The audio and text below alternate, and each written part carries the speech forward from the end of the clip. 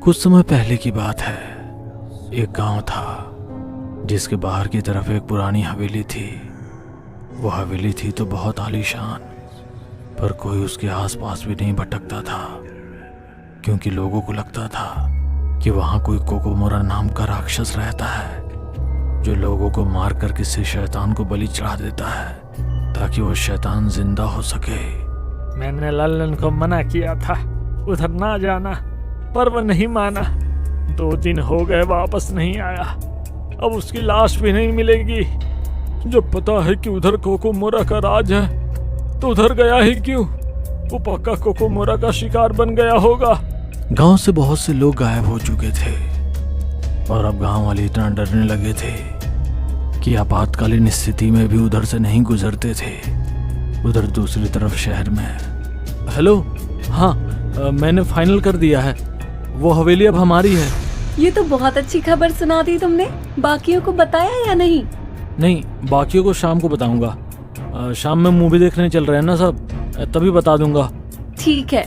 एक शहर में करण, राज, मदन, रियाज, सीमा और रिया नाम के 6 दोस्त रहते थे। सभी एक शाम मूवी देखने के लिए मिलते हैं तो करण उन्हें बताता है। हाँ तो गौर से सुनो सब लोग, एक खुशखबरी है। क्या खुशखबरी? यही कि जो हवेली हम लोगों ने देखी है वो अपनी हो गई है, वो भी बहुत सस्ते में। ये सुनकर सब बहुत खुश होते हैं सिवाय सीमा और रियाज के। सीमा कहती है, मैं तो प्रार्थना कर रही थी कि वो हवेली हमें ना मिले। और ऐसा क्यों? क्योंकि मेरे पापा बता रहे थे कि ये हवेली जिस इलाके में है वहाँ एक ककोमारा नाम का राक्षस रहता है जो लोगों को मार डालता है। पास के गांव के बहुत से लोग वहाँ गायब हो चुके हैं। सब लोग हंसने लगते हैं और राज कहता है, तेरे पापा ने तुझे काफी अच्छी कहानी सुनाई है। हमें भी ये कहानी अच्छी लगती, पर क्या करे, हम 5 साल के नहीं है ना। सीमा सही कह रही है, मैंने भी ऐसा कुछ सुना है। मेरी मानो उसकी बात पर यकीन करो। पर कोई भी सीमा की बात पर यकीन नहीं करता और सब हंसते हुए मूवी देखने चले जाते हैं। मूवी के बाद डिसाइड होता है कि कल वो लोग उस हवेली पर जाएंगे। नहीं नहीं, मैं नहीं जाऊंगी। अरे पागल लड़की, ऐसा कुछ नहीं होता। और फिर हम सब तो तेरे साथ है ना। सोच लो यार एक बार। हाँ, सोच लिया। चलो। बहुत मिन्नतों के बाद सीमा और रियाज चलने के लिए तैयार हो जाते हैं और अगले दिन वो सब लोग उस हवेली में पार्टी करने जाते हैं। अगर उस ककोमोरा ने मुझे मारा तो याद रखना, भूत बनकर तुम सबको डराऊंगी। सब लोग हंसते हैं और कुछ समय बाद वो हवेली आ जाती है। ओह, आखिर हम पहुंच गए। चलो फटाफट अंदर। हाँ चलो, अब मजा आएगा। सब लोग अंदर जाते हैं, कुछ सफाई करते हैं और आराम से बैठ जाते हैं। बातें होती है, गाना बजाना होता है और बहुत सारे मजे के बाद वो लोग सोने चले जाते हैं। अरे यार, इतनी रात में वॉशरूम आ रहा है। रियाज वॉशरूम जाता है। बहुत देर हो जाती है पर वो लौट कर नहीं आता। सुबह सब लोग उठते हैं तो जब उन्हें रियाज नहीं दिखता तो वो लोग उसे ढूंढना शुरू करते हैं। उस ककोमोरा ने मार दिया होगा पक्का। हम सबको यहाँ से चलना चाहिए वरना हम सब मारे जाएंगे। बकवास ना करो और उसे ढूंढो, यहीं कहीं होगा। सब उसे ढूंढते हैं, वो तो नहीं मिलता, पर उसके गले का तावीज पड़ा मिलता है। सीमा कहती है कि उसे ककोमोरा ने मार दिया होगा, पर बाकी सबको लगता है कि वो डर की वजह से वापस शहर भाग गया। अरे वो गया तो जाने दो, हम लोग एंजॉय करेंगे आराम से। हाँ बिल्कुल। वो सब उस दिन मजे करते हैं, बाहर निकलते हैं, पास की नहर घूमने जाते हैं। वो लोग जब वापस लौट कर आते हैं तो देखते हैं कि उनके बीच सीमा नहीं है। वो लोग उसे वापस ढूंढने जाते हैं तो वो तो नहीं मिलती, पर उसका पर्स मिलता है। लो, एक और डरपोक डर कर भाग गई। अजीब पागल है ये लोग, क्या ही कहा जाए। उस रात को वो लोग सोते हैं तो मदन को बहुत तेज गर्मी लगती है, इसलिए वो छत पर टहलने जाता है।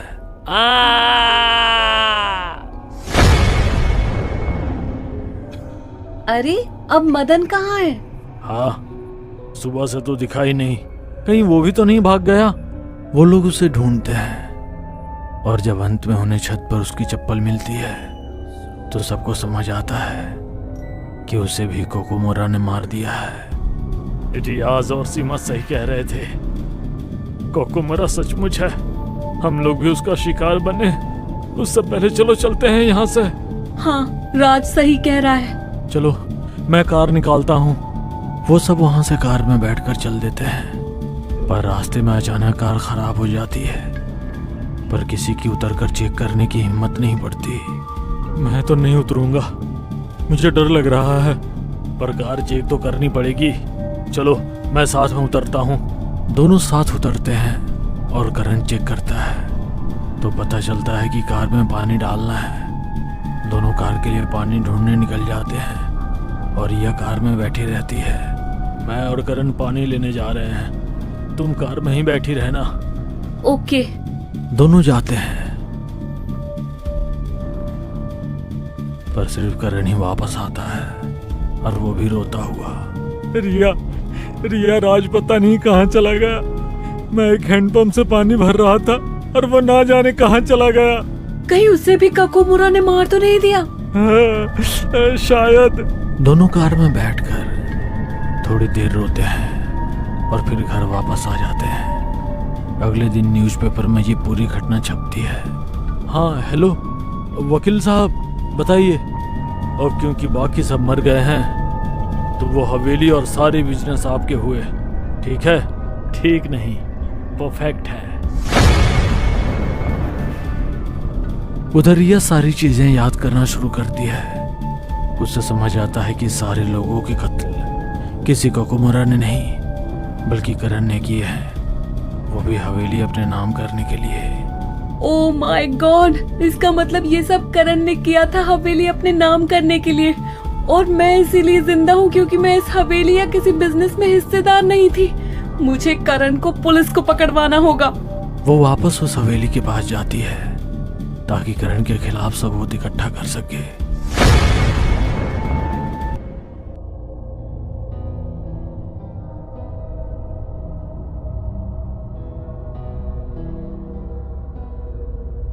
सिनेमा घर से बाहर निकलते हुए आदर्श बोला, आज का तो दिन ही खराब है। पहले वो सरप्राइज टेस्ट और उसके बाद ये मूवी, कितनी बकवास थी यार। कहा था तुम लोगों से कि कोई अच्छी धमाकेदार हॉरर मूवी देखते हैं, मगर तुम लोगों को तो ये बकवास रोमांटिक मूवी देखनी थी। हीरो को तो हीरोइन के पीछे पीछे घूमने के अलावा कोई काम था ही नहीं। ना कोई एक्शन था, ना कोई सस्पेंस। इससे बकवास मूवी तो मैंने आज तक नहीं देखी। तुम लोगों से कहा था कि हॉरर मूवी देखने चलते हैं, मगर तुम लोगों को तो यही मूवी देखनी थी। तुझे पता है ना, मैं भूत प्रेत वाली पिक्चर देखना पसंद नहीं करता, क्योंकि उनमें उन लोगों का मजाक बनाया जाता है जो मेरे वसूलों के खिलाफ है।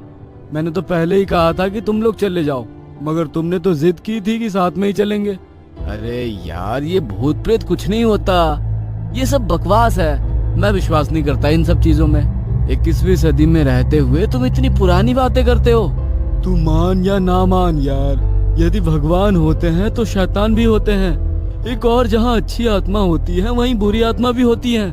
बस फर्क इतना है कि यदि हम उन्हें परेशान ना करें तो वो हमारा कुछ भी नहीं बिगाड़ती। बस कर अनिल महाराज, तू बस कर। तू तो ऐसे कह रहा है जैसे तूने सच में इन आत्माओं का अनुभव किया हो। मैंने अनुभव नहीं किया है, मगर आत्माओं के बारे में सुना जरूर है। मेरे ननिहाल के पास एक छोटा सा गांव है जहां पर कई लोगों ने आत्मा का अनुभव किया है। जब तक मैं किसी चीज को अपनी आंखों से ना देख लूं, मैं उस पर विश्वास नहीं करता।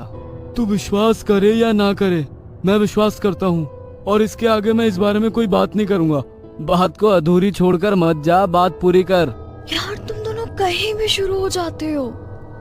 जरा देखो तो हम कहाँ खड़े हैं और लोग तुम्हारी तरफ किस तरीके से देख रहे हैं। देखो, अब इस बारे में कोई भी बहस नहीं करेगा, और ना मुझे बहुत तेज भूख लगे, और इस गंदी सी मूवी को देखकर मेरा तो सर दर्द होने लगा। मैं कॉफी पीऊंगी।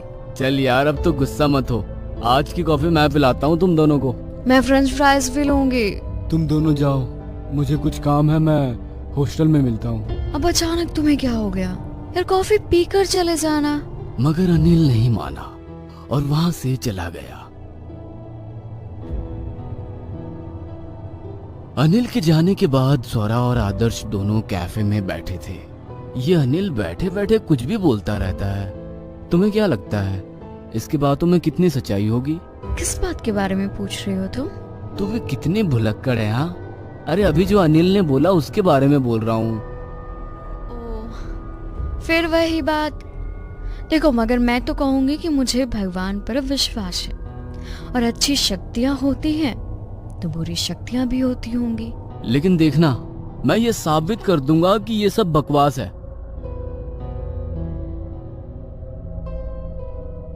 उसके बाद अगले दिन कॉलेज में, अनिल, कल तुमसे बात करने के बाद मैंने सोचा कि मैं तुम्हारे ननिहाल के पास उस जगह पर जाना चाहता हूँ जहाँ पर बुरी आत्माओं का निवास है। मैंने कब कहा बुरी आत्माओं का? मैंने सिर्फ आत्माओं का कहा। हाँ हाँ, वही। वो राजस्थान का एक पिछड़ा हुआ गांव है जहाँ पर प्रेम करने वालों को जिंदा जला दिया जाता है। उन्हीं की आत्मा अपने प्यार की तलाश में भटकती रहती है। वैसे तो वो किसी को नुकसान नहीं पहुँचाती है। वो गांव खाली हो गया है, अब कुछ ही लोग वहाँ पर हैं। अब तो वहाँ के लोग भी वहाँ रहना पसंद नहीं करते हैं, और तुम वहाँ जाना चाहते हो? हाँ, जाना है यार, ताकि तुम्हारी और स्वरा की गलतफहमी को दूर कर सकूं। ऐसा कहकर आदर्श वहां से हॉस्टल आ जाता है। मोबाइल पर उस गांव का लोकेशन सर्च करता है और उस गांव के लिए रवाना हो जाता है। अगले दिन आदर्श उस गांव में पहुंच गया। गांव की हालत बहुत ही पिछड़ी हुई और बेकार थी। बेसिक फैसिलिटी तक वहां पर नहीं थी। उसे गांव तक पैदल जाना पड़ा। उसे बहुत तेज गुस्सा आया। कितना बेकार गांव है यार। अनिल ने मुझे पहले क्यों नहीं बताया कि यहाँ पर बेसिक फैसिलिटी भी नहीं है। सोचते हुए उसने अनिल को फोन लगाने की कोशिश की। तभी फोन पर स्वरा का कॉल आया। हेलो आदर्श, पहुंच गए तुम? हाँ, अभी पहुंचा। कोई दिक्कत तो नहीं हुई ना? देखो, अभी भी वक्त है और वापस आ जाओ। अरे यार, कोई दिक्कत नहीं हुई, केवल मेन सड़क से गांव तक पैदल आना पड़ा। यहाँ तो बेसिक फैसिलिटी भी नहीं है। तुम्हारी आवाज भी कट कट कर आ रही है। हेलो, लगता है नेटवर्क इशू है। लगता है सिर्फ मैसेज में ही बात हो पाएगी। चलो कोई बात नहीं, तुम अपने रहने की व्यवस्था करो। हाँ, और देखो, कोई परेशानी हो तो अनिल ने कहा है कि उसके मामा तुम्हें उनके गांव से लेने आ जाएंगे। नहीं, मुझे एक रात यहीं बितानी है। ठीक है, जैसे तुम्हारी मर्जी। कहकर वो फोन रख देती है।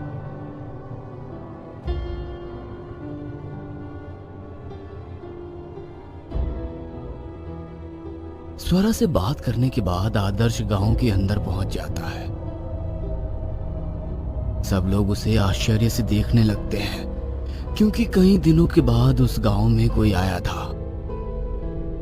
आदर्श उनके पास जाकर बोला, जी देखिए, मैं यहाँ पर एक रात रुकना चाहता हूँ, क्या कोई धर्मशाला होगी? व्यक्ति आदर्श की ओर आश्चर्य से देखकर बोला, यहाँ तो गांव के लोग गांव छोड़कर जा रहे हैं और तुम यहाँ पर रहना चाहते हो? यहाँ कोई धर्मशाला नहीं है। हाँ, थोड़ी दूर पर ठाकुर साहब का घर है, शायद वहाँ आपके रहने का कोई बंदोबस्त हो जाए। आदर्श जैसे तैसे गांव में आगे बढ़ रहा था। सब लोग उसकी ओर देख रहे थे। आदर्श मन में सोचने लगा, कैसा गांव है, गिनती के घर है और लोग बाहर से आने वालों को इस तरह देख रहे हैं मानो कोई एलियन देख लिया हो। वह जैसे ही ठाकुर साहब के घर पहुंचा, ठाकुर साहब बाहर दलान में ही बैठे थे। उन्हें देखकर आदर्श ने नमस्ते किया और बोला, सर, मेरा नाम आदर्श है, मैं किसी कारण से इस गांव में आया हूँ। कल सुबह यहाँ से चला जाऊंगा। क्या एक रात के लिए मेरे रुकने का बंदोबस्त कर सकते हैं? बेटा, यहाँ क्यों आए हो? यहाँ कुछ भी नहीं है। हाँ, पास में एक दूसरा गांव है, वहां जाकर आप रह लो। आप चाहे तो हमारा कोई आदमी आपको वहां तक छोड़ आएगा। नहीं सर, मुझे इसी गांव में रहना है। सुना है यहाँ पर कुछ आत्माओं का वास है, मैं उन पर रिसर्च कर रहा हूँ। क्या कहा? आत्माओं पर रिसर्च कर रहे हो? हमारे पूर्वजों की गलती के कारण हम लोग अब ये गांव खाली करके जा रहे हैं। और मेरी मानिए तो आप उन आत्माओं को परेशान मत करिए। देखिए, मैं उन्हें परेशान करने नहीं आया, सिर्फ महसूस करने आया हूँ। आपको मेरे कारण तकलीफ नहीं होगी। प्लीज एक दिन रहने की व्यवस्था कर दीजिए। ठीक है बेटा, मगर आप रात को हमारे घर से बाहर मत निकलना। ठाकुर साहब उसे घर के अंदर ले गए, अपनी पत्नी और बेटे से परिचय कराए और गेस्ट रूम में उसके रहने की व्यवस्था कर दी। थोड़ी देर बाद उसने देखा एक खूबसूरत सी लड़की झूला झूल रही है। उसके बगल में खड़ी दूसरी महिला उसे झूला झूला रही है। झूला झूलने वाली ऊपर से नीचे तक गहनों से सजी हुई थी और जो झूला झूला रही थी वो अपने पहनावे से नौकरानी लग रही थी। आदर्श ने सोचा ठाकुर ने इनका परिचय तो नहीं कराया। अब वो पूछता उसके पहले ही उसके सामने ठाकुर के बेटे ने चाय नाश्ता रख दिया। आदर्श ने झूले की ओर देखा तो वह कोई नहीं था। उसने सोचा कि शायद गांव के लोग अपनी बेटियों का परिचय बाहर के पुरुषों से नहीं कराते हैं।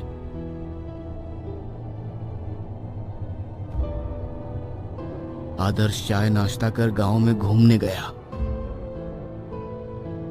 और लोगों से आत्माओं के बारे में जानने की कोशिश की, मगर आत्माओं का नाम सुनकर कोई भी उसे कुछ भी बताने को तैयार नहीं था।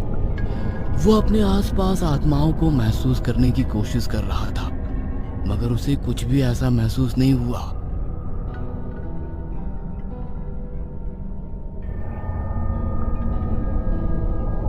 रात को डिनर करने के बाद ठाकुर साहब ने उसे सख्त हिदायत दे दी।